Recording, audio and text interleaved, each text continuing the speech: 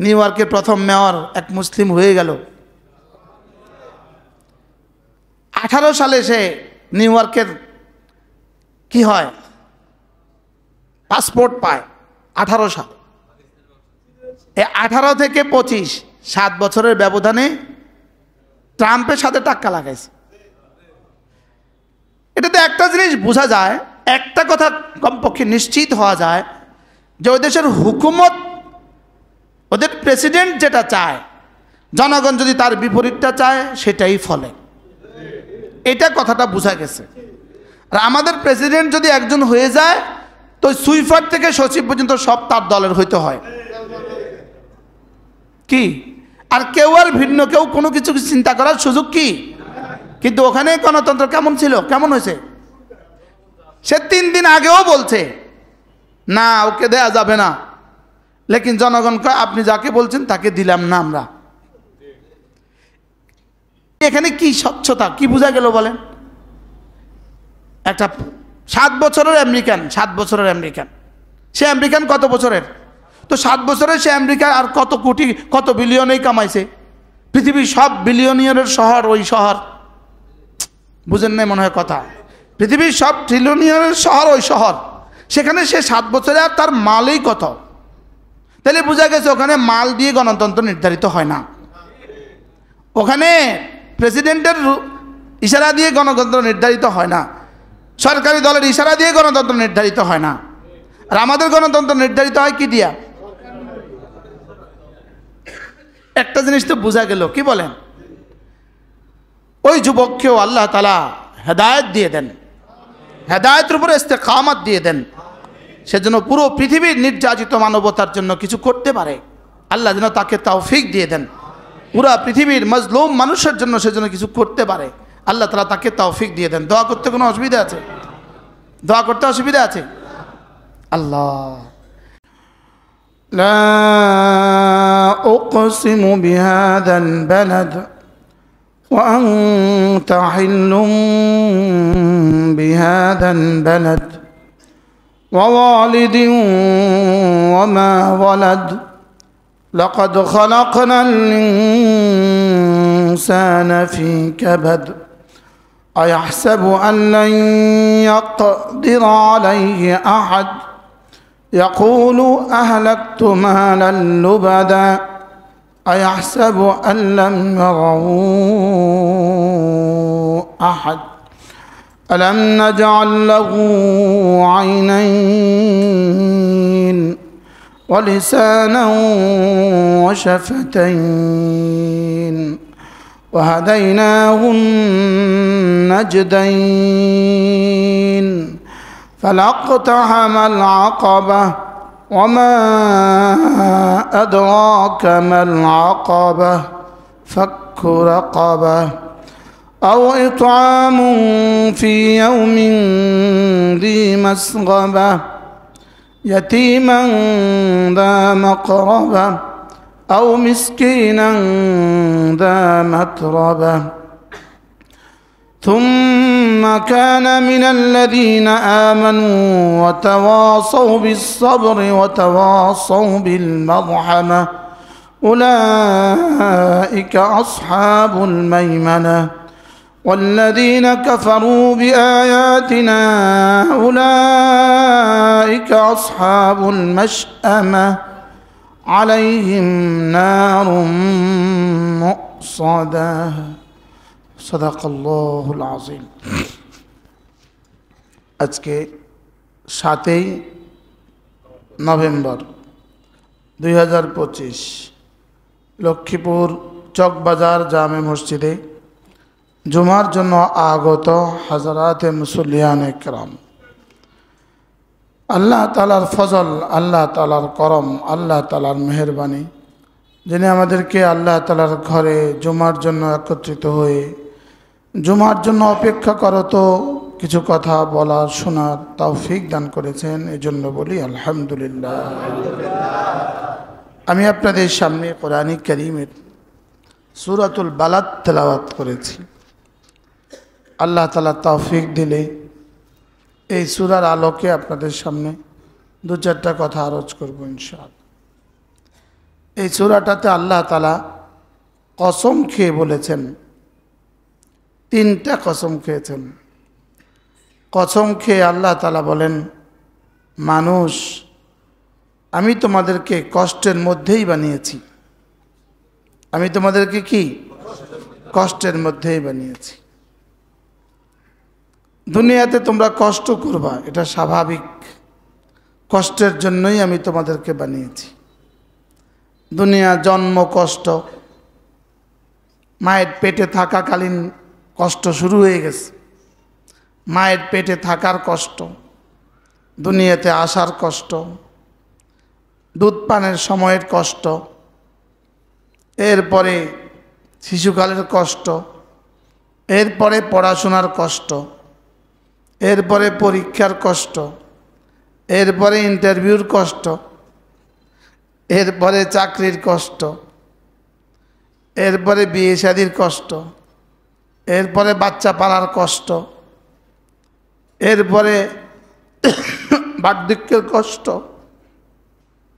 এরপরে মৃত্যুর কষ্ট। হাজারো কষ্ট পরিবেষ্টিত দুনিয়া। রব্বুল আলামিন বলেন, আমি দুনিয়া বানিয়েছি কষ্টের জন্যই। কষ্ট যদি শুধুই দুনিয়াকে ঘিরে হয়, এই কষ্ট শুধু দুনিয়ার জন্যই হয়, তো দুনিয়া কিছুটা মিলবে, আখিরাত জিরো। আর এই কষ্ট যদি কষ্টের সাথে, দুনিয়ার চলমান কষ্টের সাথে একটুখানি আখিরাতের কষ্টকে সাথে মিলিয়ে নেওয়া যায়, তো মৌত এই কষ্টের জবানিকা, মৌত এই কষ্টের শেষ সীমা। যদি ঈমান ও আমলকে এই কষ্টের সাথে মিলিয়ে নেওয়া যায়, তো মৃত্যুই হলো এই কষ্টের শেষ সীমা। মৃত্যুর পরে মুমিনের আর কোনো কষ্ট হবে না। আর যদি এই কষ্টই জীবনের স্বপ্ন হয়, দুনিয়াই জীবনের স্বপ্ন হয়, এই কষ্টের পেছনে দ্বীনের কষ্টকে যদি সাথে না নেয়, নামাজের কষ্ট, রোজার কষ্ট, যাকাত দেওয়ার কষ্ট, হজের কষ্ট, গুনাহ থেকে বাঁচার কষ্ট, বলেন আসলে কোন কষ্ট বেশি? নামাজে কষ্ট বেশি না গুনাহ থেকে বাঁচা কষ্ট বেশি?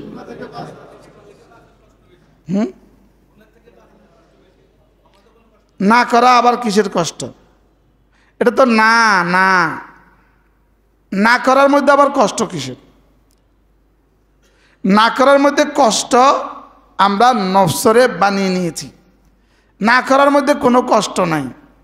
যেমন বিড়ি খাওয়ার মধ্যে কষ্ট, না খাওয়ার মধ্যে কোনো কষ্ট নাই। যেমন টেলিভিশন দেখার মধ্যে কষ্ট, না দেখার মধ্যে কোনো কষ্ট নাই। যেমন দাড়ি রাখার মধ্যে কোনো কষ্ট নাই, না রাখার মধ্যে কষ্ট। না বুঝেন নাই? মহাদাল্লাহ জেনার মধ্যে কষ্ট, জেনা না করার মধ্যে কোনো কষ্ট নাই। চুরি করার মধ্যে কষ্ট, না করার মধ্যে কোনো কষ্ট নাই। আসলে গুনার মধ্যে কষ্ট নাই। গুনার মধ্যে কষ্ট আমরা মানিয়ে নিয়েছি, বানিয়ে নিয়েছি। গুনার মধ্যে আসলে কোনো গুনাহ ছাড়তে কষ্ট হয় না। বলেন আবার বলেন, যেটা ছাড়তে কষ্ট হবে এটাকে আল্লাহ তাআলা ছাড়া ওয়াজিব করেন নাই। মনে বুঝেন নাই? যেটা ছেড়ে দিলে বান্দার কষ্ট হবে, বলেন এটা আল্লাহ তাআলা এটাকে হারাম করবেন কেন? এটাকে মাকরু করবেন কেন? এটাকে গুনাহ বানাবেন কেন? এটা করতে আমার বন্ধু কষ্ট পাবে, ওটাকে আমি গুনাহ করব কেন? আমার মনে হয় বুঝেন নাই। মূলত গুনার মধ্যে কোনো কষ্ট, গুনার মধ্যেই, গুনাহ ছাড়তে কোনো কষ্ট নাই, গুনাহ করতে কষ্ট। কি বলছি বলেন তো? গুনাহ ছাড়ার মধ্যে কোনোই কষ্ট নাই। যেমন আমরা দাড়ি রাখছি, জীবনে দাড়ি রাখার জন্য 1 টাকাও খরচ হয় নাই। যারা 40 বছর দাড়ি কামাইছেন, শুধু দাড়ির টাকাটাই যদি জমা করতেন তা আপনার দুইবার হজ ফরজ হতো। কি আজ থেকে 20 বছর আগে হজের টাকা ছিল 1 লাখ টাকা। তো যদি আপনি জীবনে শুধু দাড়ি টাকা কামাবার টাকাটা জমা করতেন। চাটখিলে একজন পত্রিকার সাংবাদিক ছিল, ইন্তেকাল হয়ে গেছে, আল্লাহ তার কবরকে জান্নাতের টুকরো বানিয়ে দেন। ইংরেজি পত্রিকার সাংবাদিক ছিল, সে আমাকে খুব মহাব্বত করত। তো একদিন এক মাহফিলে উনি সভাপতি ছিলেন, আমার গ্রামের বাড়ির পাশে। তা আমি এই প্রসঙ্গ বয়ান করলাম যে আপনি যদি দাড়ি কাটার টাকাটা জমা করতেন এবং বিড়ি খাওয়ার টাকাটা জমা করতেন তা আপনার উপর হজ ফরজ হতো। উনি মনে মনে নিয়ত করছেন আর দাড়ি কাটবো না। উনি এবার করছেন কি, ওই দাড়ির কাটার টাকাটা প্রত্যেক দিন মধুবনের শোরুম ছিল তার, মধুবনের শোরুম, ওখানে একটা বক্সের মধ্যে দাড়ি কাটার টাকাটা প্রতিদিন জমা করতেন। এরপরে বিড়ি খাইতেন, তো বিড়ি খাওয়ার টাকাটাও ওই বক্সে জমা করতেন। পরে একদিন এই 6 মাস 1 বছর পরে ওখানে আমি যাওয়ার পথে আবার নামছি তার মধুবনের মিষ্টির দোকানে।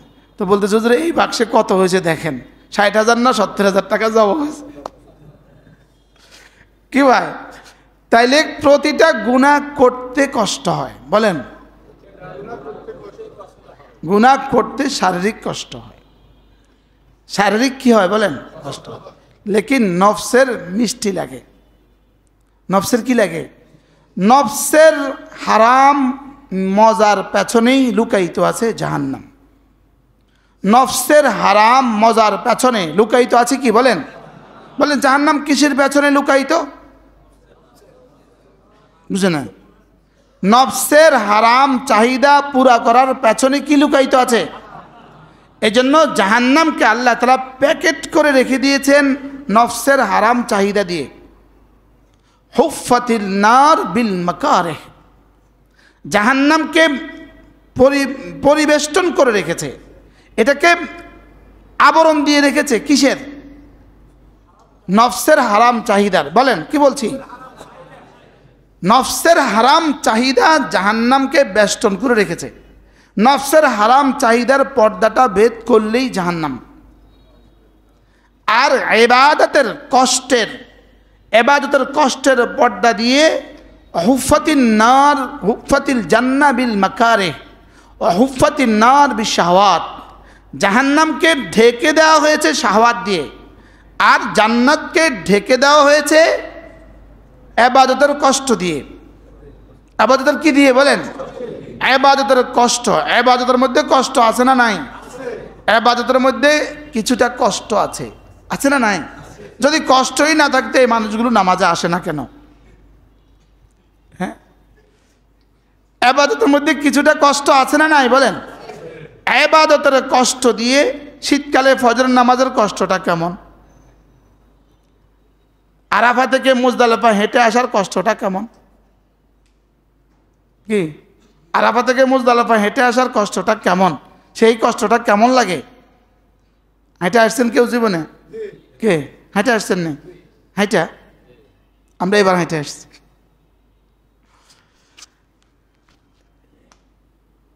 হুফফাতিল জান্নাহ বিল মাকারিহ, কষ্টের পেছনে জান্নাত, আর শাহওয়াতের মিষ্টির পেছনে জাহান্নাম। প্রতিটা গুনার পেছনে জাহান্নাম আছে। বলেন প্রতিটা গুনার পেছনে কি আছে বলেন? প্রতিটা গুনাহ জাহান্নামের অংশ, প্রতিটা গুনাহ জাহান্নামের অংশ। এজন্য গুনাহ জীবনে কখনো কারোর হৃদয়কে শান্ত করে না। গুনাহ দিয়ে হৃদয় শান্ত হইতেই পারে না, বলেন। আর জিকির দিয়ে হৃদয় কখনোই অশান্ত হয় না, সুবহানাল্লাহ বলেন। এজন্য জিকির হলো হৃদয়ের সান্ত্বনার আখেরি ঠিকানা, আর গুনাহ হলো হৃদয়কে আগুন লাগাবার যন্ত্র।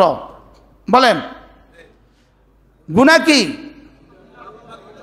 হৃদয়ে আগুন লাগাবার কি যন্ত্র। এই মজা ম্যাচ গ্যাস লাইট, গুনাহ হলো আগুন লাগাবার গ্যাস লাইট। কোন গ্যাস লাইট?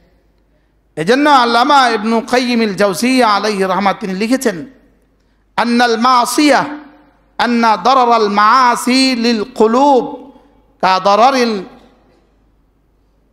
সুমুমে বিল আবদান। শরীরের জন্য বিষ যেমন, রূহের জন্য গুনাহ তেমন। কি বলছে বলেন? শরীরের জন্য বিষ কেমন? বিষের কত ফোঁটা শরীরের জন্য উপকারী? হ্যাঁ, বিষের কত ফোঁটা শরীরের জন্য উপকারী? এক ফোঁটায় যথেষ্ট। বিষের এক ফোঁটাই ধ্বংসের জন্য যথেষ্ট। গুনাহের এক ফোঁটাই ধ্বংসের জন্য যথেষ্ট। বলেন নাউজুবিল্লাহ বলেন। সাপের একটা দংশন ধ্বংসের জন্য কি যথেষ্ট। আগুনের একটা ফোঁটা, একটা স্ফুলিঙ্গ পুরো শহর জ্বালিয়ে ফেলার জন্য যথেষ্ট। ম্যাচের একটা কাঠি পুরো নিউ ইয়র্কে ধ্বংসের জন্য যথেষ্ট। আল্লাহ আমাদের সবাইকে হেফাজত করেন। কি বলছি? বিষের এক ফোঁটা যেমন ধ্বংসের জন্য যথেষ্ট, আগুনের একটা স্ফুলিঙ্গ ধ্বংসের জন্য যেমন যথেষ্ট, ঠিক তেমনিভাবে এক জাররা গুনাহ পুরা বনি আদমের ধ্বংসের জন্য যথেষ্ট। বলেন নাউজুবিল্লাহ বলেন। এই জন্য ইমাম আহমদ ইবনে হাম্বল রাহমাহুল্লাহ তিনি বলতেন, লা তাস্তাসগির সিগারাত যুনুব, ছোট ছোট গুনাহকেও ছোট মনে করো না। ফাইন্নাল জিবালা মিন সিগারিল হিসা, কারণ বড় বড় পাথরগুলো, পাহাড়গুলো ছোট ছোট পাথরের নুড়ি দিয়েই হয়। ছোট্ট ছোট্ট পাথরের কণা দিয়েই কি হয়? বড় বড় পাহাড় হয়। একটা একটা ফোঁটা দিয়েই সাগর আর মহাসাগর হয়। এক এক ফোঁটা পানি দিয়েই কিন্তু কি সাগর আর মহাসাগর কি দিয়ে হয়েছে বলে? কতগুলো ফোঁটার সমন্বয়ে সাগর আর মহাসাগর, তো কতগুলো বালির সমন্বয়ে এই বালির পাহাড়, কতগুলো ধুলির সমন্বয়ে বালির পাহাড়। ঠিক তেমনিভাবে গুনাহ, ছোট্ট ছোট্ট গুনাহগুলোই আমাদেরকে গুনার পাহাড় বানিয়ে দিয়েছে। এর বিপরীতে যদি তোমার জিন্দেগি এই ছোট্ট ছোট্ট কিছু তাসবিহাত পড়ো, এগুলো তোমার নেকির পাহাড় গড়ে দিবে। কি ভাই? লা উকসিমু বিহাদাল বালাদ, আল্লাহ তাআলা বলেন আমি এই শহরের কসম খেয়ে বলছি, আমি মক্কা নগরীর কসম খেয়ে বলছি। লা ইয়াহলিফুল মাখলুক ইল্লা বিল্লাহ, মানুষ আল্লাহ ছাড়া আর কারো নামে কসম খেতে পারবে না। আল্লাহ ইয়াহলিফ বিমা শা, আল্লাহ কসম খেতে পারবেন যাকে চান তাকে দিয়ে। বান্দা অন্য কারো কসম খাওয়ার সুযোগ নেই। বান্দা কোনো মানুষের নামে, বান্দা কোনো পীরের নামে, বান্দা কোনো মাখলুকের নামে কসম খেতে পারবে না। আমি আকাশের কসম খেয়ে বলছি তোমাকে ভালোবাসি। ভুয়া ভুয়া বলেন, কি বলছি বলেন? ধোঁকা। পৃথিবীর যত হারাম ভালোবাসা আছে সব ধোঁকা। বলেন,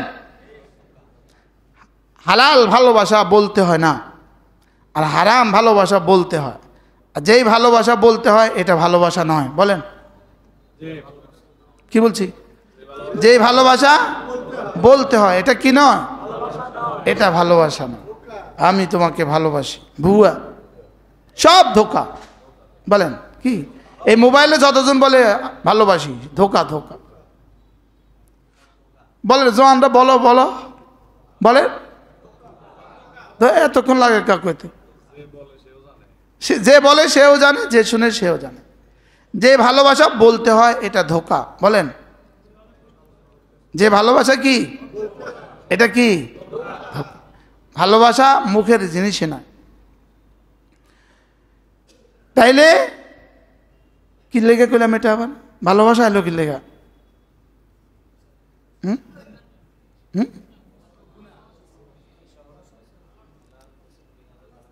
আল্লাহ তাআলা কোনো মাখলুকের কসম খেতে পারবেন, কিন্তু বান্দা, এই জন্য আকাশের কসম আমি তোমাকে ভালোবাসি, ধোঁকা। বলেন বলেন বলেন। হারাম ভালোবাসা যত মিষ্টি হোক, যত মজা হোক, যত মজা বাড়বে বুঝবেন যে আপনি তত ধোঁকা খেতেছেন। আপনি তত কি? তত ধোঁকা খাচ্ছেন। এই জন্য হারাম ভালোবাসার পেছনে কি লুকায়িত আছে? জাহান্নাম লুকায়িত আছে। দুনিয়াতে জাহান্নামের কষ্ট লুকায়িত আছে, আখিরাতে তো জাহান্নাম আছে। লাকাদ খালাকনাল ইনসানা ফি কাবাদ লা উকসিমু বিহাদাল বালাদ। আমি এই শহরের কসম খেয়ে বলছি, আমি এই মক্কা নগরীর কসম খেয়ে বলছি। তারপরে কি পড়েন, ওয়া আনতা হিল্লুম বিহাদাল বালাদ। তাহলে মক্কা নগরী দামি, এজন্য রব মক্কা নগরীর কসম খেয়েছেন। মক্কা নগরী কি দামি, এজন্য কি পৃথিবীর সবচেয়ে দামি শহরের নাম কি? আপনি ওই শহরে গেলেন না, আপনি দুনিয়াতে কিছুই গেলেন না। আপনি ওই শহরের কালো গিলাপ দেখেন নাই, আপনি দুনিয়াতে কিছুই দেখেন না। কি বলছি? বাকি যাদের মাল না থাকার কারণে যেতে পারেননি, আপনার আফসোসের কারণে রব হয়তো আপনার হৃদয়ে বাইতুল্লাহর কারণে আপনাকে রব অনেক দিয়ে দিবে। যারা মাল থেকেও যেতে পারেননি, আপনারা এই আফসোস রাখবেন কোথায়? এই আফসোস কোথায় রাখবেন? আমাদের মাওলানা আনিস অনেক সুন্দর বলে যে দু চোখ বাইতুল্লাহর কালো গিলাফ দেখেনি, সে দেখলো কি? সে কি বলেন বলেন? আল্লাহ আমাদের সবাইকে যাওয়ার তৌফিক দান করেন। সব পাক্কা নিয়ত করেন, সবাই নিয়ত করেন। আপনি হজ করছেন, নিয়ত করেন না কেন? যারা হজ করেছেন তারা উমরা যাবেন, যারা হজ করেননি তারা আগে হজ করবেন। বলেন ইনশাআল্লাহ, বলেন। আগে উমরা করার ধোকা খাবেন না, আগে উমরা করার কি খাবেন না। যারা হজ ফরজ হয়ে আগে উমরা করার চেষ্টা করছেন, এরা ধোকায় আছেন, ধোকা। এদেরকে নফস কি বলে? হজ যাইস না, হজ পরে যাইস, এখন উমরা করে ফেল। এটা নফসের হালকা ধোকা, নুরানি ধোকা। মনে হয় বুঝেন না, এটা নফসের কি ধোকা বলেন? যারা হজ ফরজ হয়ে হজ করেন না, উমরা করেন, এদের এটা হলো নফসের নুরানি ধোকা। হ্যাঁ কানা না কানা, কি বলছি বলেন? হজ ফরজ, কিন্তু উনি কি করেন না, উনি কি করছেন? এটা উনি কি করছেন? নফসের নুরানি ধোকা। নফস তাকে একটা নুরানি ধোকা দিতেছে। হজ পরে করিস, আগে উমরাটা কইরা আয়, তো দেখবি বুঝবি করতে সহজ হইব। এটা হলো নুরানি ধোকা, মানে নেক্সট সুরতে ধোকা। বলেন নেক্সট সুরতে কি? ওই উমরা করতে গিয়া তার যে ফজরটা ছুটে গেছে, ওই ফজর ছুটা 1,00,000 উমরার সমকক্ষ হবে না। নাউজুবিল্লাহ বলে না। লেকিন হজ করতে গিয়া, ফরজ হজ করতে গিয়া বিমানের কারণে উমরা ফজর ছুটছে, বাধ্য। এখানে এই কাজা রব মাফ করে দিব। এটা যে বাধ্য হয়েছে তুমি, এর লেগা। কিসের লেগে বাধ্য হয়েছে? সে ফরজের লেগে বাধ্য হয়েছে, লেকিন ওখানে সে কিসের লেগে বাধ্য হয়েছে? কি পুরা নফলের লেগে সে বাধ্য হয়েছে। এজন্য আগে হজ করব, বলেন ইনশাআল্লাহ। সবাই হজের নিয়ত করেন ইনশাআল্লাহ। ইনশাআল্লাহ কইতে ডর লাগে, শরম লাগে।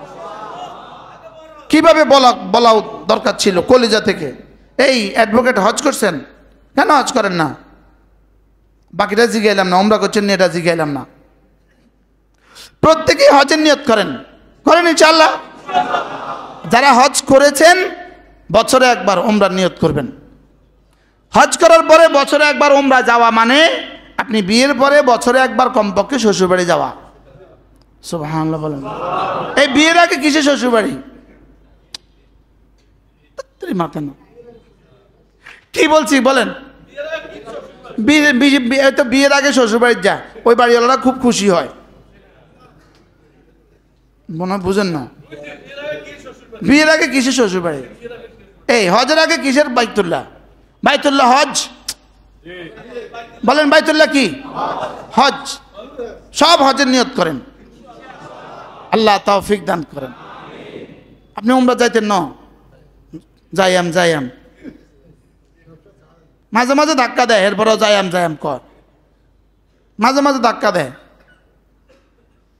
আল্লাহ তাআলা যাদেরকে ভালোবাসেন তাদেরকে মাঝে মাঝে ধাক্কা দেয়, যাদেরকে ভালোবাসেন না একটা টানে উঠায় নিয়ে আসে। যাদেরকে তওবার সুযোগ দেন না তাদেরকে উঠায় নিয়ে আসে, আর যাদেরকে ভালোবাসেন তাদেরকে একটু ধাক্কা দেয়। সুবহানাল্লাহ। ওকে ব্যাগ গোছাবার টাইম দেয়। সুবহানাল্লাহ বলেন। আল্লাহ ওয়ালাদেরকে ব্যাগ গোছাবার কি দেয়? টাইম দেয়। আর বেঈমান আর ফাসিককে টাইম দেয় না, একটা ধাক্কা দেয়। একটা কি দেয়? এক ধাক্কায় কুপকাত, ব্যাস এক ধাক্কায় শেষ। লেকিন আল্লাহওয়ালাদেরকে, এজন্য কোনো আল্লাহওয়ালাদের জীবনের শেষ সময়ের অসুস্থতা এটা কোনো তার গুনাহের দলিল নয়, বলকে আল্লাহ তাআলা তাকে দামি বানাতে চাচ্ছেন। আল্লাহ তাআলা তাকে কি বানাতে চাচ্ছেন? দামি বানাতে চাচ্ছেন। দামি বানাবার জন্যই এটাকে বলে সবরে ইস্তেরারি, এটাকে বলে আল্লাহ তাআলা তাকে সবর করতে বাধ্য করে দিয়েছেন। সবর করতে বাধ্য করে দিয়েছেন তাকে সবরিনদের তালিকায় নাম তোলার জন্য। কি বলছিলাম বলেন? আল্লাহ তাআলা কসম খেয়েছেন বাইতুল্লাহর, যাবো তো বাইতুল্লাহ ইনশাআল্লাহ।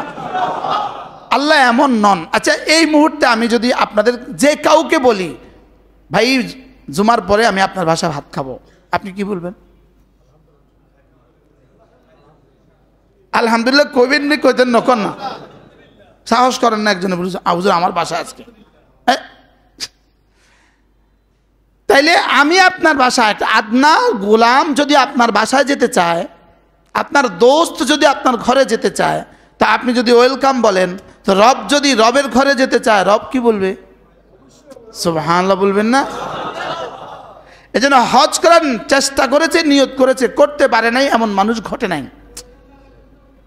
হজ করার কেউ চেষ্টা করেছে, নিয়ত করেছে, করতে পারে না এমন হবে না। কিন্তু আমি তার ঘরে যেতে চাই, তিনি আমাকে নিচ্ছেন না, বিষয়টা কি?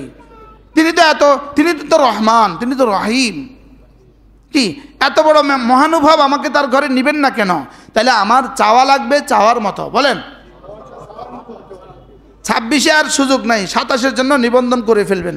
নিবন্ধন করে দোয়া শুরু করে দেন, আল্লাহ আমি তোমার ঘরে যাওয়ার জন্য নিবন্ধন করেছি, পাসপোর্ট করেছি, রব আমাকে সহজ করে দাও। নিয়ত করেন ইনশাআল্লাহ, করেন ইনশাআল্লাহ। লা উকসিমু বিহাদাল বালাদ, যেই শহরের কসম খেয়েছেন রব। সুবহানাল্লাহ। আল্লাহ আমাকে আপনাদেরকে বারবার যাওয়া নসিব করেন। মন চায় এখন জায়গা কি, যখনই যাই তখনই ফিরে আসতে কলিজা ছিঁড়ে যায়। শেষবার যখন বাইতুল্লাহ থেকে বের হই, তখন মন চায় যে আল্লাহরে বলি যে আল্লাহ আমার জান কবজ হয়ে যায়, আমি আর এই ঘর থেকে বের না হই। এটা এত মধুময়, এটা এত মজা। তাহবি ইলাইহি আফইদাতুন নাস, হযরত ইব্রাহিম দোয়া করেছেন, আল্লাহ এই ঘরের সাথে পৃথিবীর সব মানুষের ভালোবাসা সৃষ্টি করে দাও। এক দোয়া। সুবহানাল্লাহ। লা উকসিমু বিহাদাল বালাদ ওয়া ওয়ালিদিন ওয়া আনতা হিল্লুম বিহাদাল বালাদ। এবার বলেন আমি আপনারও কসম খেয়ে বলছি। সুবহানাল্লাহ বলেন। আশ্চর্য কথা, মাকানের দাম বাড়ে মাকিনের দ্বারা, জায়গার দাম বাড়ে ওই জায়গায় অবস্থানকারীর দ্বারা। সুবহানাল্লাহ। কি ভাই বলেন, কি বলছি? জায়গার দাম বাড়ে জায়গায় কি? মাকানের দাম বাড়ে মাকিনের দ্বারা। কখনো মাকিনের দাম বাড়ে মাকানের দ্বারা, কখনো মাকানের দাম বাড়ে মাকিনের দ্বারা। মনে হয় বুঝেন নাই? হ্যাঁ, মনে হয় বুঝেন নাই। কখনো কখনো অবস্থানের কারণে এটা দামি হয়ে গেছে, কখনো কখনো দামি জায়গায় অবস্থানকারীর কারণে ব্যক্তি দামি হয়ে গেছে, কখনো কোনো ব্যক্তির কারণে জায়গার দাম হয়, কখনো জায়গার কারণে ব্যক্তির দাম হয়। আমরা মক্কা শরীফ গেলে আমরা দামি হই না জায়গা দামি হয়? আমরা দামি হই। মনে হয় বুঝেন নাই। মসজিদে আসলে কি আমি দামি হই না মসজিদ দামি হয়? বুঝছে তো, বুঝছি, এবার বুঝছি। কি হয় বুঝেন না? দামি চেয়ারটা লেগে কি পরিমাণ যুদ্ধ শুরু হয়ে গেছে, সামনে আর 3 মাস কি যুদ্ধটা যাবে ইনশাআল্লাহ। নাউজুবিল্লাহ না কয়েক ইনশাআল্লাহ। কি যুদ্ধটা করবে, কারণ ওই চেয়ারটা অনেক দামি। ওই চেয়ারটা কি? ওই চেয়ারটা অনেক দামি।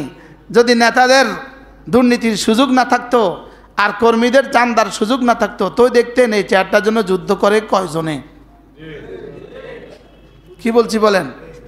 তো দেখতেন এই যুদ্ধ কয়জনে করে, কয়জনে আর সালাম দেয়, কয়জনে আর কি সামনে যা আসবে নিয়ত করেন যে আমি পচে যাব, আমার ভোটটা পচে যাবে, আমি পচবো না।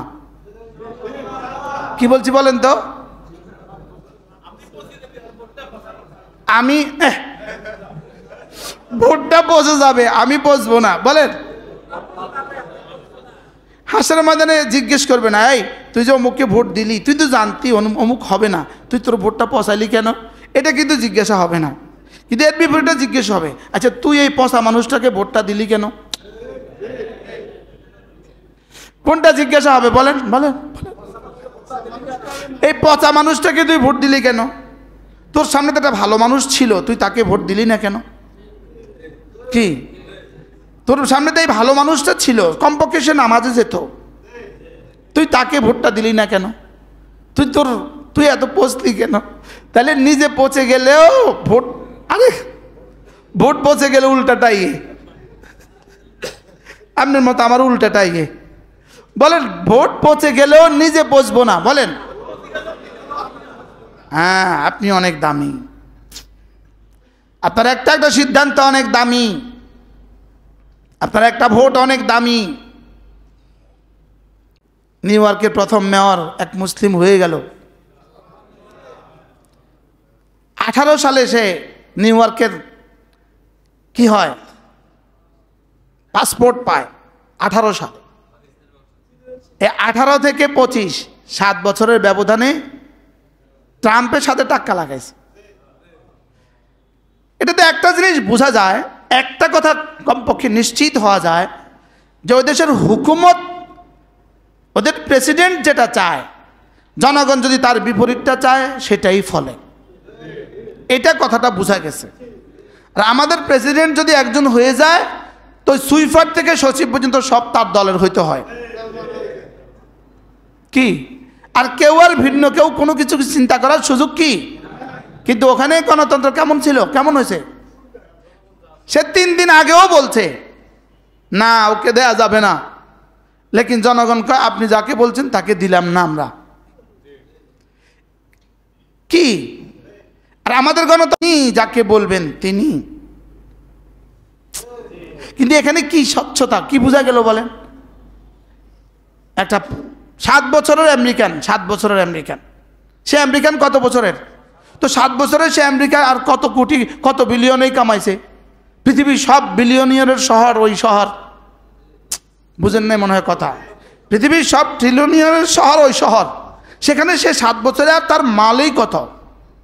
তাহলে বোঝা গেছে ওখানে মাল দিয়ে গণতন্ত্র নির্ধারিত হয় না, ওখানে প্রেসিডেন্টের ইশারা দিয়ে গণতন্ত্র নির্ধারিত হয় না, সরকারি দলের ইশারা দিয়ে গণতন্ত্র নির্ধারিত হয় না।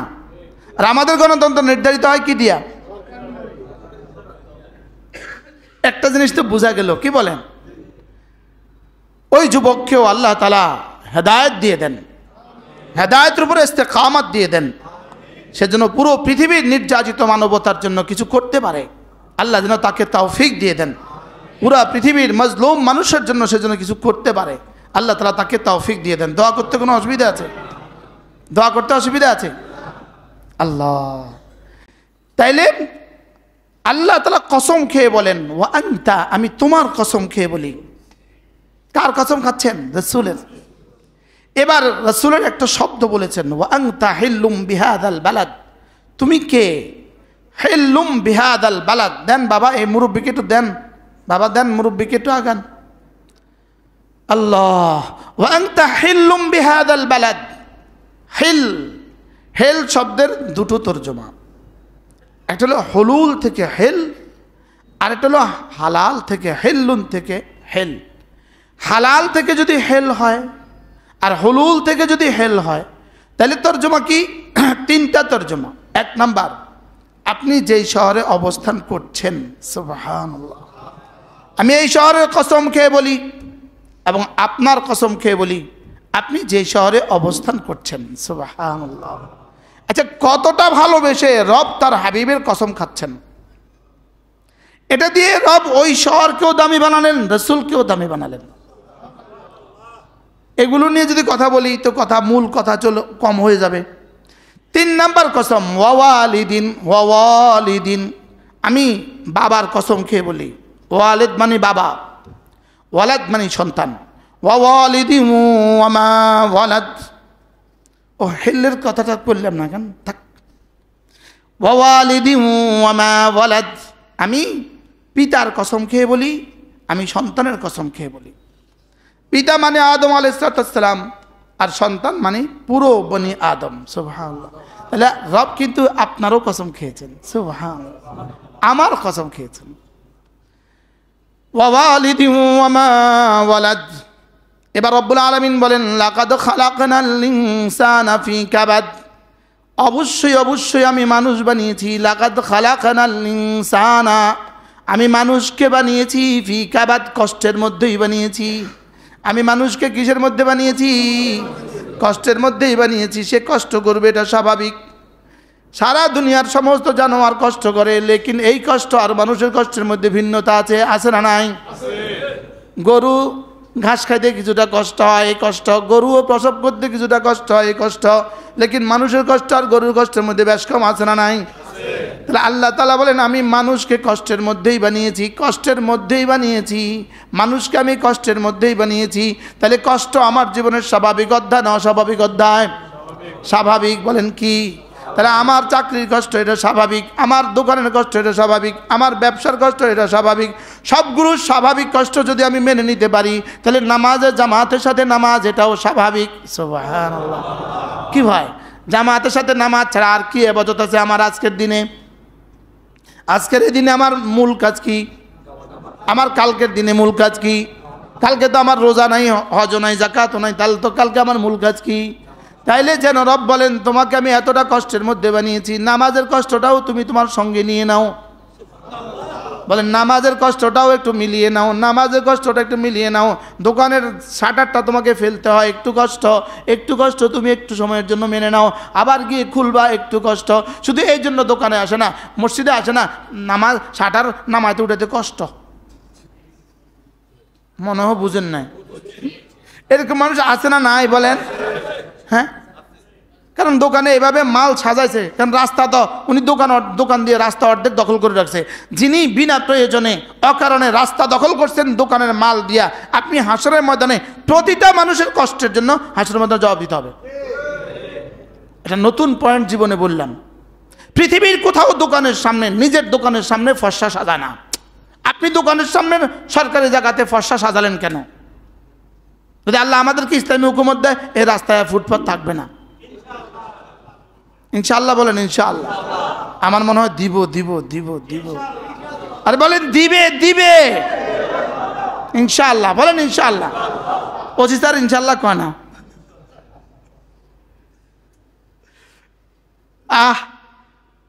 কালকে আমি আপন প্রসঙ্গ যাব, শুধু যুবকদের সামনে বয়ান করেছি কালকে দুপুরবেলা, যেখানে 20 থেকে 30-এর বাইরে কোনো মানুষ ছিল না। তা আমি ওদের সামনে আমি আমাদের ইসলামের পরিকল্পনা বলেছি। পরিকল্পনা যে ইসলাম কি দিতে পারে। শোনো, ইসলাম কি দিবে। ইসলাম যেদিন আসবে সেদিন প্রথম কাজ করবে, সমস্ত কর্মচারীদের, সরকারি কর্মকর্তা কর্মচারীদের বেতন ভাতা বাড়িয়ে দিবে। ইন্নালিল্লাহ কন্যা, ইন্নালিল্লাহ কন্যা, ইনশাআল্লাহ। আচ্ছা, বেতন ভাতা বাড়িয়ে না দিয়ে যদি বলি দুর্নীতি করবেন না, তো ওর বাচ্চা পড়াবে কি দিয়া? মনে হয় বুঝেন না। তো ভাড়া দিবে কি দিয়া? ও তোমার বিরুদ্ধে বিদ্রোহ করতে বাধ্য হবে।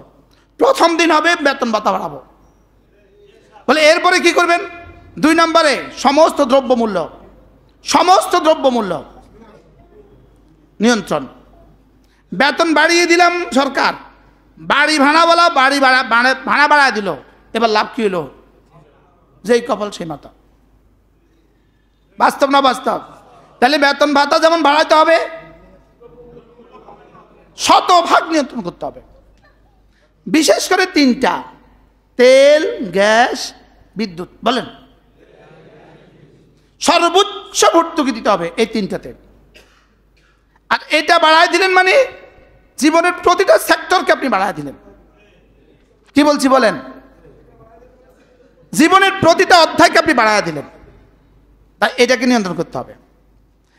এরপরে এই 2টা যদি নিয়ন্ত্রিত হয়ে যায়, 3 নম্বরে দুর্নীতিতে ব্রেক কষেন। সবাই বলবে গুড অ্যান্ড ওয়েল, ভালো। বুঝেন না কিছু। সবাই বলবে এই না, এটাই না হুকুমত দরকার। মনে হয় বুঝেন নাই। আল্লাহ দিয়ে দাও একবার, জাতি দেখুক ইসলাম কি পারে। ইসলাম যে পারে এর উপরে আমার একটা বয়ান আছে, পারলে শুনে নেবেন। ইসলাম পারবে ইনশাল্লাহ, বলেন ইনশাল্লাহ। ইসলাম পারবে, ইসলাম কি, ইসলাম পারবে ইনশাল্লাহ, বলেন ইনশাল্লাহ। আল্লাহ একবার দিয়ে দাও, একবার দিয়ে দাও আল্লাহ। এদেশের ইঞ্চি, পৃথিবীর 1 ইঞ্চি জায়গা হবে না যেখানে ইসলাম পুষবেন না। একটা ঘর মাশরিক থেকে মাগরিব, শিমাল থেকে জুনুব, পৃথিবীর কোনো ঘর হবে না কাঁচা আর পাকা যেখানে ইসলাম পুষবে না। ইসলাম আসবেই আসবে, বলেন ইনশাআল্লাহ, বলেন ইনশাআল্লাহ। তাদের ইনশাআল্লাহ কত ডর লাগে না জানি। আরে ইনশাআল্লাহ, সাদ্দাকতা ইয়া রাসূলুল্লাহ, রাসূল আপনি যা বলেছেন সত্য বলেছেন, রাসূল আপনি যা বলেছেন সত্য বলেছেন। হোয়াইট হাউসে কালেমার পতাকা উড়বেই উড়বে, বলেন ইনশাআল্লাহ, বলেন ইনশাআল্লাহ। এটার সূচনা, এটার দিকেই পৃথিবী এগুচ্ছে, এটার দিকেই পৃথিবী কি এগুচ্ছে। লা উকসিমু বিহাদাল বালাদ ওয়া ওয়ালিদিন ওয়া আনতা হিল্লুম বিহাদাল বালাদ ওয়া ওয়ালিদিন ওয়া মা ওয়ালাদ লাকাদ খালাকনাল ইনসানা ফি কাবাদ। আমি তোমাকে কষ্ট সহিষ্ণু করে বানিয়েছি, কষ্ট তুমি সইতে পারবা এজন্যই বানিয়েছি, তুমি কষ্ট করবা এজন্যই বানিয়েছি, তোমাকে কষ্টের ভিতর দিয়ে আমি বানিয়েছি। গাছগুলো কোনো কষ্ট করতে হয় না, গাছের কোনো কষ্ট আছে? হ্যাঁ, আজীব বিষয় না। জানোয়ারগুলো তেমন কোনো কষ্ট করতে হয় না, জানোয়ারগুলো তেমন কোনো কষ্ট করতে হয় না। আমি তোমাকে কষ্টের মধ্যেই বানিয়েছি, তুমি কষ্ট করবে এটা স্বাভাবিক। তোমার কষ্টের সাথে শুধুই ঈমান ও আমলের কষ্টটাকে একটু মিলিয়ে নাও। সুবহানাল্লাহ। তোমার আর বেশি কষ্ট আমি তো তোমাকে বেশি কষ্ট দেই নাই। লা ইউকাল্লিফুল্লাহু নাফসান ইল্লা ওয়াসআহা। আমি তো তোমাকে সীমার বাইরে কোনোদিন কষ্ট দেই নাই। সীমার বাইরে যেটা কষ্ট তুমি উঠিয়েছো কষ্ট আমি দেই নাই। আমি তো রাত 3টা বাজে তোমার উপরে নামাজ ফরজ করি নাই। আশ্চর্য না? ঘুম থেকে উঠে এতটা কষ্ট করে ঘুম থেকে তুমি উঠবা, তখন তো আমি 10 রাকাত নামাজ চাপাইয়া দেই নাই, আমি 2 রাকাত চাপিয়ে দিয়েছি। শুধু তোমার কষ্ট হবে বলে সেখানে আমি 2 রাকাত দিয়েছি। সুবহানাল্লাহ বলেন।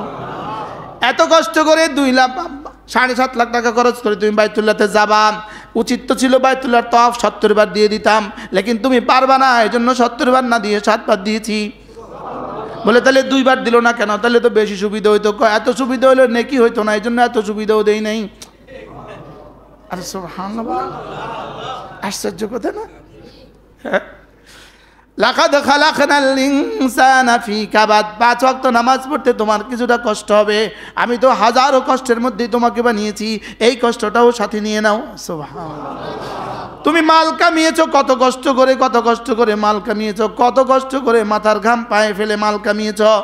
মাথার ঘাম পায়ে ফেলে মাল, মাথার ঘাম পায়ে ফেলে কি মাল?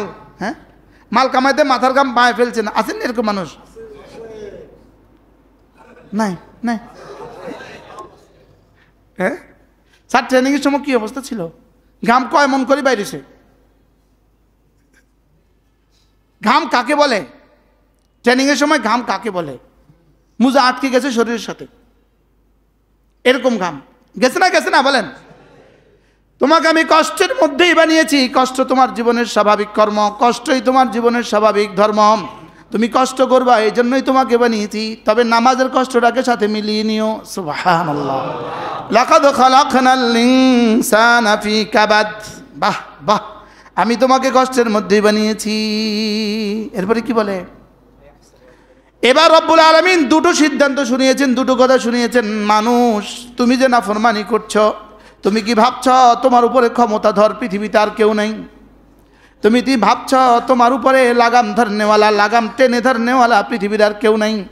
তুমি কি ভাবছ তোমার হাতের শক্তি চিরদিন থাকবে? তুমি কি ভাবছ তোমার হাড়ের শক্তি চিরদিন থাকবে? তুমি কি ভাবছ তোমার পায়ের শক্তি চিরদিন থাকবে? তুমি কি ভাবছ তোমার উপরে ক্ষমতা ধরার কেউ নাই, তোমাকে কুপুকাত করার মতো আর কেউ নাই? আয়াহসাবু আল্লা ইয়াকদিরা আলাইহি আহাদ। তুমি কি ভেবেছ তোমার উপরে ক্ষমতা ধরার কেউ নাই? আল্লাহ। কি গত 16 বছরে কি তারা জীবনে একবার কল্পনা করছিল আমরা পালাই না, আমরা পালাই না? তিনি সবার আগে পালিয়েছেন,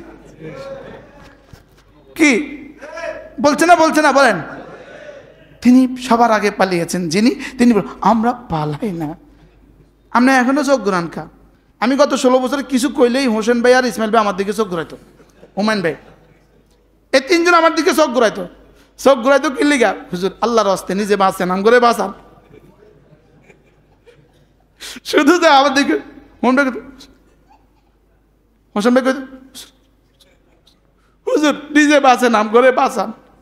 আলহামদুলিল্লাহ আমরা আছি, তারা নাই। আলহামদুলিল্লাহ বলেন না? কি ভাই, আমার জেলখানা জিজ্ঞাসা করতো আপনি কবে বেরোবেন? এরা কারারক্ষীরা, তারা না সারা রাত পাহারাদারি করতো।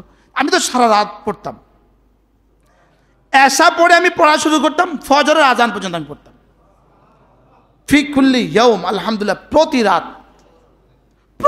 এটা ছিল কমন অধ্যায়, শুধু পড়া। তো আমার সামনে দিয়ে যখন ওরা পায়চারি করতো তো বলতো, হুজুর আপনি জেলখানা থেকে কবে বের হবেন? আমি বলতাম বের হওয়া নিশ্চিত ইনশাল্লাহ, জিন্দা বা মুর্দা বের আমি ইনশাল্লাহ হব। তবে হয় কি, আল্লাহ দাম করে বের করছে, তা করে বের করবো কবে? বের হইয়া কবরে, বের হইয়া কোথায়? ইনশাল্লাহ কয় না, আপনাকে মহাব্বত লাগে। কবরে নেন না, লোকও পায় না। কে ধৈর্য আবার বিপদে পড়ে, কে জানাজা যায় আবার বিপদে পড়ে, কি আয়াহসাবু আল্লা ইয়াকদির আলাইহি আহাদ, সে কি ভেবেছে তার উপর ক্ষমতাধর কেউ নাই? কি সবক দিচ্ছে রব? বলেন না হ্যাঁ আছে, বলেন। প্রত্যেকটা বেনামাজিকে রবে সবক দিচ্ছেন, প্রত্যেকটা বেরোজগারিকে রবে সবক দিচ্ছেন, প্রত্যেকটা হারামখোরকে রবে সবক দিচ্ছেন, প্রত্যেকটা হারামখোরকে রবে সবক দিচ্ছেন, প্রত্যেকটা দুর্নীতিবাজকে রবে সবক দিচ্ছেন, আমাকে সবক দিচ্ছেন, আপনাকে সবক দিচ্ছেন। কি ভেবেছিস? আয়াহসাবু, কি ভেবেছিস? আল্লা ইয়াকদির আলাইহি আহাদ, তোর উপরে কি কেউ ক্ষমতাধর নেই? বলেন না আছে। আমার উপরে ক্ষমতাধর আছে না নাই? আছে। বলেন আছে। তোর কিডনি আমার আঙ্গুলের মাথায়, তোর হার্ট আমার আঙ্গুলের মাথায়, তোর গলা আমার আঙ্গুলের মাথায়, তোর ব্রেন আমার আঙ্গুলের মাথায়। না আঙ্গুলের মাথা না, আমার ইশারায়। না আমার ইশারাও না, আমার এরাদায়। ইশারায় না এরাদায়? ইশারা তো আঙ্গুল লাগে, না ইশারায়ও না, এরাদা। তোমার সুস্থতা আমার এরাদা, সুবহানাল্লাহ। তোমার রিজিক আমার এরাদা, তোমার জীবন আমার এরাদা, তোমার পথ চলা আমার এরাদা। তোমার সক্রিয়তা বলতে কিছু দেই নাই আমি তোমাকে। তুমি ভেবেছো তুমি সব পারো, তুমি এই জন্য আমার নামটা নিতে শরম লাগে। জুলাই সনদে তুমি আমার নামটা নিতে পারো নি। আপনাদের পুরো লক্ষ্মীপুর জেলা থেকে একজন জুলাই সনদে যাওয়ার দুর্ভাগ্য হয়েছে, সেই দুর্ভাগ্য হলাম আমি। মনে হয় বুঝেন নাই। সেখানে আমি বলছিলাম এই সনদ দিয়ে কি হবে, এই সনদ আর কি হবে, যেই সনদে বিসমিল্লাহির রহমানির রহিম লেখার মতো সৌভাগ্য যাদের হয় নাই, যেই সনদে ইসলাম শব্দ একবার উচ্চারিত হয় নাই, যেই সনদে আল্লাহ শব্দ একবার উচ্চারিত হয় নাই, যেই সনদে মহান স্রষ্টা মহান দয়া রবের অনুগ্রহ এক শব্দ উচ্চারিত হয় নাই, যে শব্দে মুসলিম উম্মার কথা একবার আসে নাই, সেই সনদ এ জাতির জন্য কি দিবে এটা বোঝাই যায়। কুল্লু আমরিন যিবালিন লাম ইউবদা বিবিসমিল্লাহি ফাহুয়া আকতা। রব্বে করিম বলেন, রাসূল বলেন, প্রত্যেক যে কাজ যেটা বিসমিল্লাহ ছাড়া শুরু হবে সেটা আকতা, সেটা লেজ কাটা, সেটা কখনোই বরকতপূর্ণ হবে না। রাসূল যাকে আকতা বলেছেন, আকতা বলেন, আকতা বলেছেন, সেটার কি হবে, সেটার বরকতপূর্ণ হবে কিভাবে? ওনাদের লিখতে শরম লেগেছে, বিসমিল্লাহির রহমানির রহিম লিখি কিভাবে? হ্যাঁ কেন না, এটা কিভাবে লিখি, এটা কিভাবে লিখি, এটা কিভাবে বলি, শরম। বুঝেন না এটা কি, এটা শরম, এটা লিখি কিভাবে? কি আল্লাহ তাআলার আল্লাহ শব্দ বলা শরম, বিসমিল্লাহ বলা শরম, আলহামদুলিল্লাহ বলা শরম, আসসালাতু ওয়াসসালামু আলা রাসূলিল্লাহ বলা শরম, শরম লাগে। গোটা আরব হুকুমত, পুরা আরব দেশ, পুরা মধ্যপ্রাচ্যের একটা হুকুমত আপনি পাবেন না যে তার জীবনের কোন বক্তব্য বিসমিল্লাহির রহমানির রহিম আলহামদুলিল্লাহি রাব্বিল আলামিন আসসালাতু ওয়াসসালামু আলা রাসূলিল্লাহ বলে শুরু করেন না। একটা বক্তব্য আপনি পাবেন না। ওরা মরে গেছে দুনিয়া থেকে, আর তোমরা বিসমিল্লাহ ছেড়ে দিয়ে তোমরা কামিয়াব হয়ে গেছো। বুঝেন না কিছুই। বিসমিল্লাহ ছেড়ে দিয়ে তোমরা সফল হয়ে গেছো। বিসমিল্লাহ ছেড়ে দিলেই সভ্যতা, বিসমিল্লাহ ছেড়ে দিলেই সভ্যতা। পৃথিবীর সমস্ত খ্রিস্টান রাষ্ট্র তাদের কোরআন, তাদের বাইবেলের উপরে হাত দিয়ে কি করতে পারে? শপথ নিতে পারে। তোমরা পারো না, তোমরা পারো না। তারা তাদেরটা বলতে পারে, তোমরা পারো না। হিন্দুরা হিন্দুদেরটা বলতে পারে, তোমরা পারো না। খ্রিস্টানরা খ্রিস্টানদেরটা বলতে পারে, তোমরা পারো না। ইহুদিরা ইহুদিদেরটা বলতে পারে, তোমরা পারো না। তারা মেকিয়ার ধোঁকা বলতে পারে, তোমরা চিরসত্যটা বলতে পারো না। লজ্জা লাগে, লজ্জা লাগে, লজ্জা শরম লাগে। বিসমিল্লাহ বলতে পারে না, শরম লাগে। যারা বিসমিল্লাহই বলতে পারে না, এদের দ্বারা জাতি কি পাবে? এদের যারা চুরি আর ডাকাতি আর দুর্নীতি ছাড়া জাতি আর কিছু পাবে না। চুরি আর ডাকাতি আর দুর্নীতি ছাড়া জাতি আর কিছু পাবে না। কেন এত এত দামি কাজে, এত রক্তের বিনিময়ে, এত রক্তের বিনিময়ে যে স্বাধীনতা, সেটার সনদ লিখতে বিসমিল্লাহ লিখতে ভুলে গেলেন কেন? সেটার সনদ লিখতে বিসমিল্লাহ লিখতে ভুলে গেলেন কেন? এটা হাতে পাওয়ার সঙ্গে সঙ্গে হৃদয়ে একটা তুফান শুরু হয়েছে। আল্লাহ, আমি যদি আমার 1 মিনিটের জন্য এই মঞ্চে দেয়, আমি এই শব্দ বলবো, যাও আর তাই হবে। লেকিন চিন্তা চেতনা করে আর কেউ বক্তৃতাই দেয় নাই, ওখানে কাউকেই ফ্লোর দেয় নাই। নিজেই বলেছেন, একাই বলেছেন। কি ভাই, বিসমিল্লাহ বলতে অসুবিধাটা কি ছিল? কে নিষেধ করেছে তোমাকে বিসমিল্লাহ বলতে? তোমার রাসূল তো বলেছেন, সর্বকালের সর্বশ্রেষ্ঠ মহামানব তো বলেছেন, সর্বকালের সর্বশ্রেষ্ঠ রাষ্ট্রনায়ক তো বলেছেন, সর্বকালের সর্বশ্রেষ্ঠ সেনাপতি তো বলেছেন। বলেন মুহাম্মদুর রাসূলুল্লাহ সর্বকালের সর্বশ্রেষ্ঠ রাষ্ট্রনায়ক, মুহাম্মদুর রাসূলুল্লাহ সর্বকালের সর্বশ্রেষ্ঠ সেনাপতি, মুহাম্মদুর রাসূলুল্লাহ সর্বকালের সর্বশ্রেষ্ঠ শান্তির প্রবক্তা, মুহাম্মদুর রাসূলুল্লাহ সর্বকালের সর্বশ্রেষ্ঠ শান্তির ধারক আর বাহক। তার কথা, যিনি জীবনের নিজের থেকে কিছু বলেননি, তার কথা। কুল্লু আমরিন দিবালিন লাম ইউবদা বিবিসমিল্লাহ ফাহুয়া আবতার আফি রাওয়ায়াতিন ফাহুয়া আকতা। সেটা ধুলায় দূষিত, সেটা লেজ কাটা, সেটা বরকতহীন। বিসমিল্লাহ বলতে অসুবিধা কোথায় ছিল? বিসমিল্লাহ বললে 16 কোটি 18 কোটি মানুষের কে আপনাকে কি দিত? নিরুৎসাহিত করত। কে আপনার বিরুদ্ধে বক্তৃতা দিত? আপনি বিসমিল্লাহ বললেন না কেন? বিসমিল্লাহ দিলেন না কেন? কে বলতো আপনাকে? কে প্রতিবাদ করতো আপনাকে?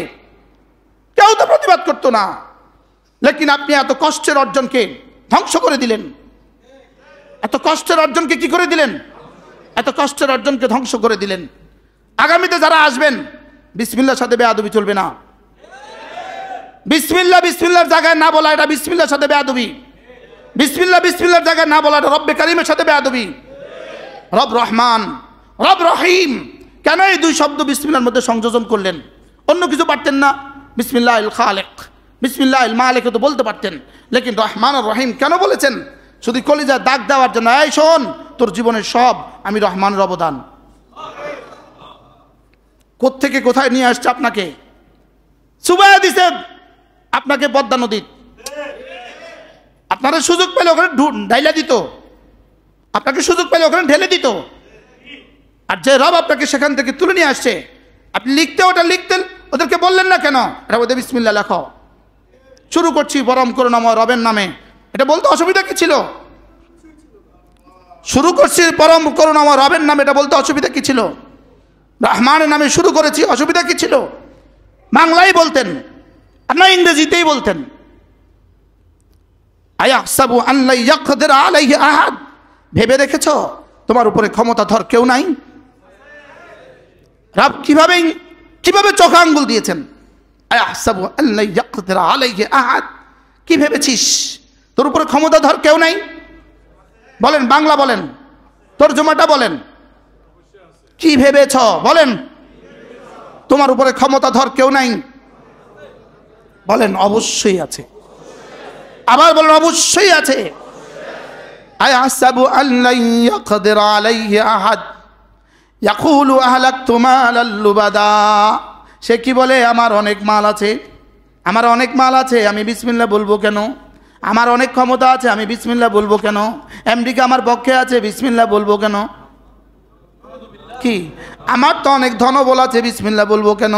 আমার তো অনেক জনবল আছে, বিসমিল্লাহ বলবো কেন? আমার তো অনেক সমর্থক আছে, বিসমিল্লাহ বলবো কেন? আমার তো অনেক মাল আছে, আমি বিসমিল্লাহ বলবো কেন?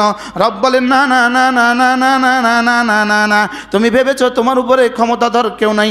এবার রব বলেন তুমি ভেবেছো তোমার অনেক মাল আছে, না না না, হাজার হাজার কোটি কোটি মালওয়ালাকে আমি মাটির সাথে মিশিয়ে দিয়েছি।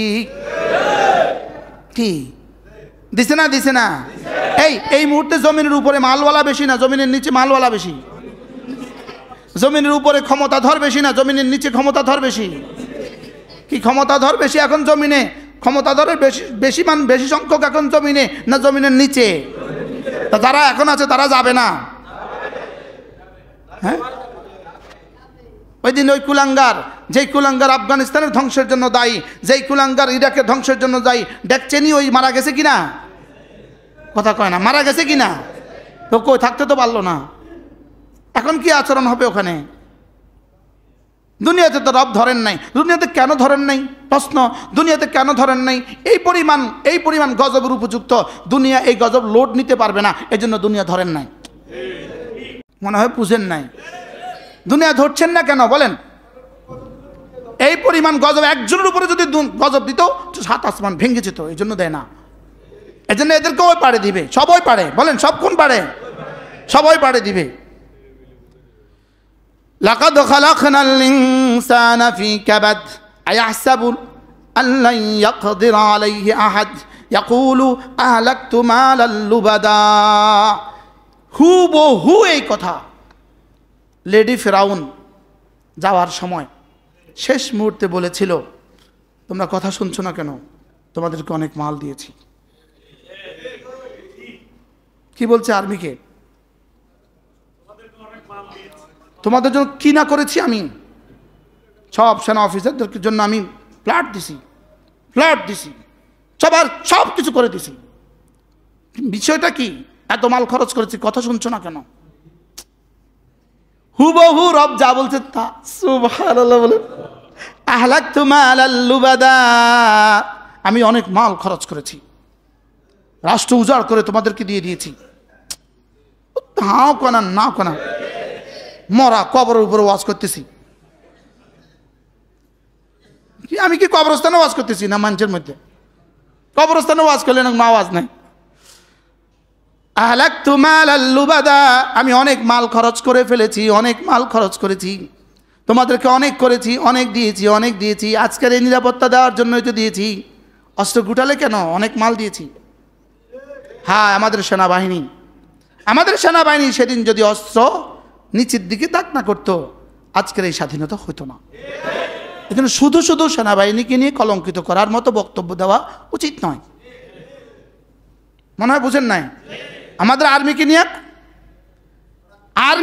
আর্মি যদি সেদিন তাদের বন্দুকের নলাকে নিচু না করতো, একজনও বাঁচত না, একজনও।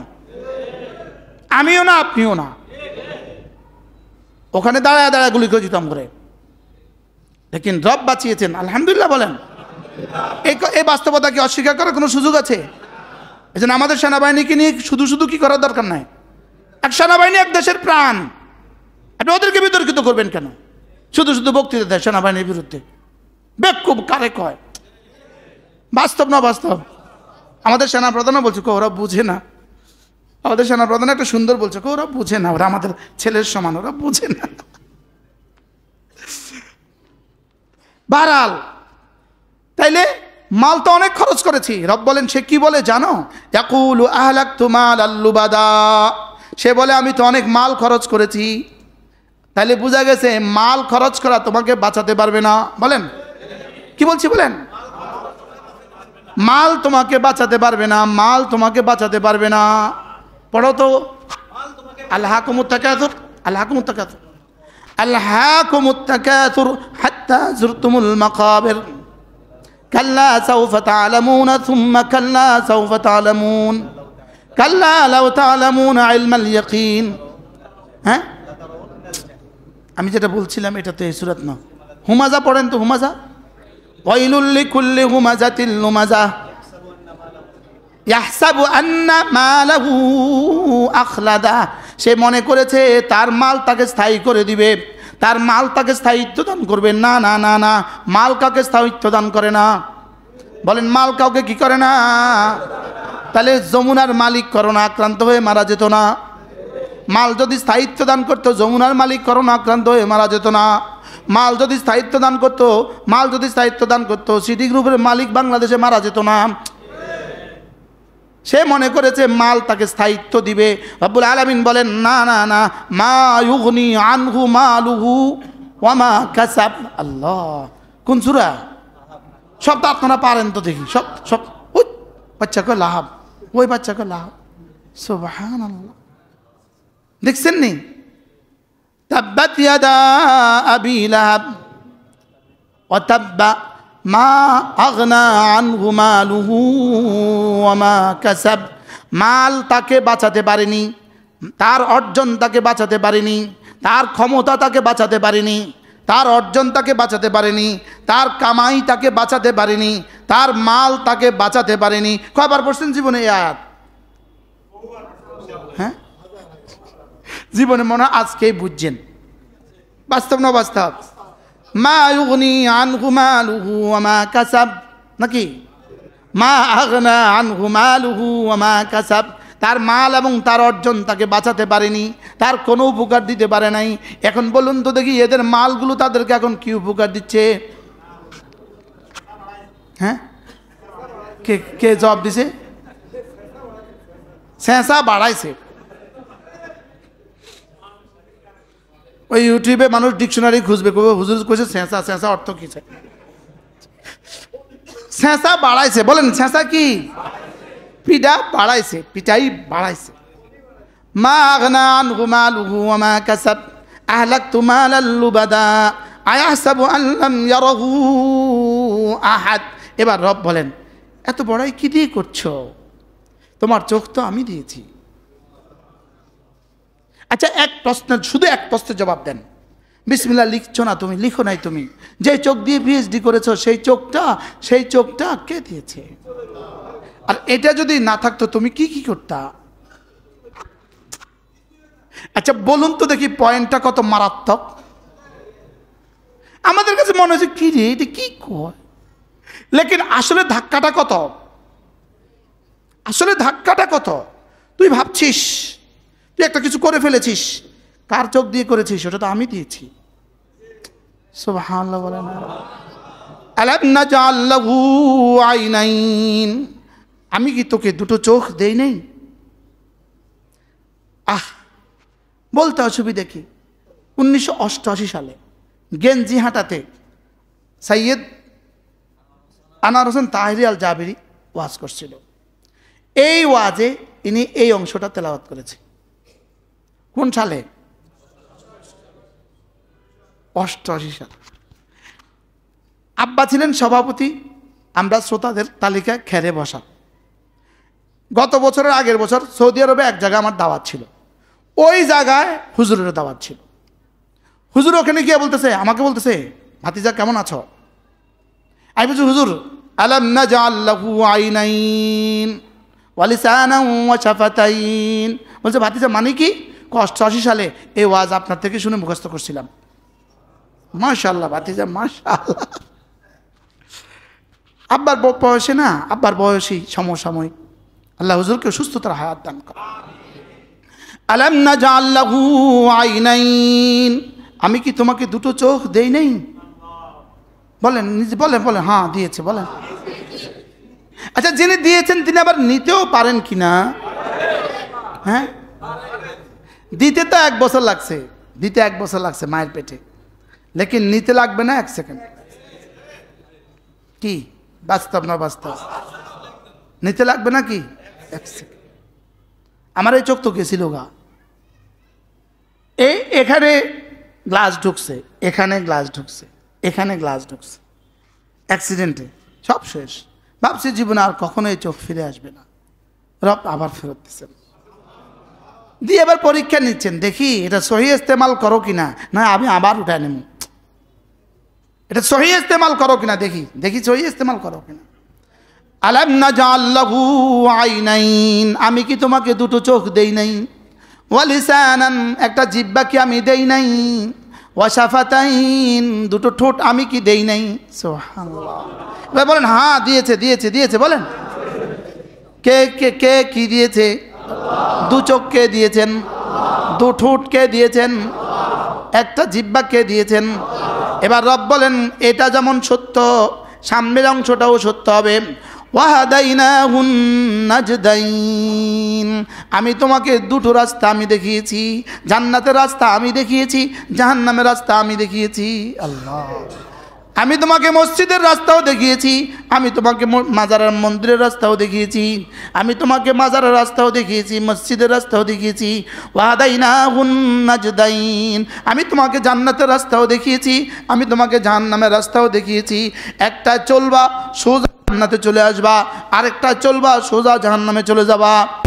মসজিদের সামনে দোকান, আপনি মসজিদে আজান দিলে আসেন না। আপনি ভাবেন তো আপনি কার সাথে যুদ্ধ করলেন? এরকম যুবক আছে না নাই? এবার এক যুবক আমার সাথে হজে গিয়েছে, আমার কামরায় ছিল। সে ব্যবসায়ী হিসাবে ছোট ব্যবসায়ী, ঢাকাতে তার ছোট্ট একটা ওষুধের দোকান।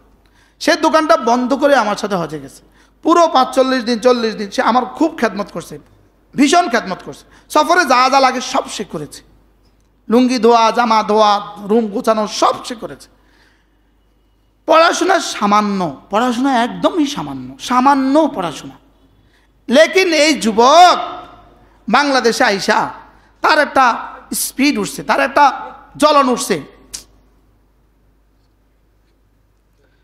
আমার নাতি যে এত ফিডা খাইও কাঁদে না, এই জন্য তো শুক্রিয়া। সে কি করছে? সে ফজরের নামাজের ক্যাম্পেইন শুরু করেছে। সুবহানাল্লাহ বলেন, যে আমি ফজরে জাগাবো, ফজরে জাগাবো। সে মোবাইলে যুবকদের নাম্বার কালেকশন করে করে ফোন দেয়, ভাই নামাজ, ভাই নামাজ। তার ক্যাম্পেইনে হাজিরা খাতা এখন 500 জনের নাম উঠে গেছে, এবং এরা একসাথে ফজর নামাজে আসে। সুবহানাল্লাহ বলেন। আচ্ছা, মালিক যদি কাম নিতে চায়, হারুন আমার রুমে ছিল যে হারুন, মালিক যদি কাম নিতে চায় এভাবেই নেয়, কোনো যোগ্যতা লাগে না। সুবহানাল্লাহ বলেন। সে বলে যে হুজুর আমার জুমার নামাজ এখন ফজরের নামাজ সমান। ঢাকা মুগদাপাড়া। কি ভাই, কি বুঝলেন? আপনারা পারবেন না একজন একজনকে ডাকতে? বলেন না ইনশাআল্লাহ, বলেন ইনশাআল্লাহ। আপনি আপনার আজান হইলে আপনার দোকান আপনি বন্ধ করে দেন, আপনি আপনার কর্মচারীটা নিয়ে মসজিদে চলে আসেন। আল্লাহর কসম খেয়ে বলি, ঠকবেন না, ঠেকবেন না। বলেন না ইনশাআল্লাহ। আল্লাহ, আমি তোমাকে দুটো রাস্তা দেখিয়েছি, দুটো রাস্তা। আলাম নাজআল লাহু আইনাইন ওয়া লিসানান ওয়া শাফাতাইন ওয়া হাদাইনাহুন নাজদাইন। এতটা বলে আল্লাহ তাআলা বলেন ফালাকাতা আমাল আকাবা। আকাবা মানে ঘাটি, পাহাড়ের চূড়া কেউ বলে আকাবা, পাহাড়ের তলদেশ কেউ বলে আকাবা, পাহাড়ের দুই পাহাড়ের মধ্যখানের গিরিপথ কেউ বলে আকাবা, দুই পাহাড়ের মধ্যখানের গুহা কেউ বলে আকাবা। তো আল্লাহ তাআলা বলেন ফালাকাতা আমাল আকাবা। হায় মানুষ, তুমি কেন ঢুকে যাচ্ছ না? আযাব থেকে বাঁচার জন্য ঘাটিতে কেন ঢুকছো না? সুবহানাল্লাহ। আযাব থেকে বাঁচার জন্য কি আছে? ঘাটি আছে। দুশমন হামলা করছে, আপনি ঘাটিতে ঢুকে গেছেন। দুশমন হামলা করছে, আপনি ঘরে ঢুকে দরজা লাগায় দিয়েছেন। এটা হলো ঘাটি। এটা হলো কি? পাহাড়ের চূড়ায় উঠে গেছেন, এটা হলো ঘাটি। তা আল্লাহ তাআলা বলেন ফালাকাতা আমাল আকাবা। তুমি ঘাটিতে কেন ঢুকছো না? ঘাটিতে কেন ঢুকছো না? তাইলে বোঝা গেছে দিন মানে জাহান্নাম থেকে বাঁচার ঘাটি। সুবহানাল্লাহ বলেন, বলেন দিন মানে জাহান্নাম থেকে বাঁচার কি? তাহলে এবার বলেন নামাজ জাহান্নাম থেকে বাঁচার ঘাটি। বলেন রোজা জাহান্নাম থেকে বাঁচার কি ঘাটি? মসজিদ জাহান্নাম থেকে বাঁচার ঘাটি। সুবহানাল্লাহ বলেন। আজ থেকে মসজিদে আসবো তো ইনশাআল্লাহ। 5 ওয়াক্ত ইনশাআল্লাহ। ফজরের নামাজ, বিশেষ করে ফজরের নামাজ। আনোয়ার আমাদের ছোট ভাই আর্মিতে ছিল, রিটায়ারমেন্ট আসছে, নিয়ত করেন হজের ইনশাআল্লাহ। মাশাআল্লাহ, হ্যাঁ কাম হয়ে গেছে আমার। কি তাহলে আমরা কি শুনছি বলেন? দিন জাহান্নাম থেকে বাঁচার কি? আবার বলেন, দিন জাহান্নাম থেকে বাঁচার কি? ঘাটি। তাইলে দিন কি শুধু মসজিদের বিষয় না, আরো কিছু বিষয় আছে না? ওনার কয় না শুধু মসজিদে আসার বিষয় দিন না, আরো কিছু আছে। তাহলে মসজিদেও আসবো, দিন বলতে যা বোঝায় সব করব, বলেন ইনশাআল্লাহ। আল্লাহ আমাদের সবাইকে তৌফিক দান করেন। ভাবছিলাম পুরো সূরাটা শেষ করে ফেলবো, পারছি না, তো পারতেছি না। ফালাকতাহামাল আকাবা ওমা আদরাকা মাল আকাবা। আপনি কি জানেন আকাবা কি? এবার আকাবা কি এটা বর্ণনা শুরু হয়ে গেছে সূরার শেষ পর্যন্ত। আল্লাহ তাআলা আমাদের সকলকে বোঝা মানা সহজ করে দেন, সকলে বলেন আমিন। আল্লাহ তাআলা আমাদেরকে দিন মতো চলা সহজ করে দেন। হ্যাঁ, আপনি পচে গেলেও, ভোট পচে গেলেও একটা স্লোগান এটা শিখতে পারেন না? কি স্লোগান? ভোট পচে গেলেও আমি বসবো না, বলেন। এই স্লোগান নিয়ে বাড়ি যাবেন আজকে ইনশাআল্লাহ। আল্লাহ আমাদের সবাইকে তৌফিক দান করেন। সুবহানাল্লাহি ওয়া বিহামদিহি, সুবহানাকাল্লাহুম্মা ওয়া বিহামদিক, আশহাদু আল্লা ইলাহা ইল্লা আনতা, আস্তাগফিরুকা ওয়া আতুবু ইলাইক।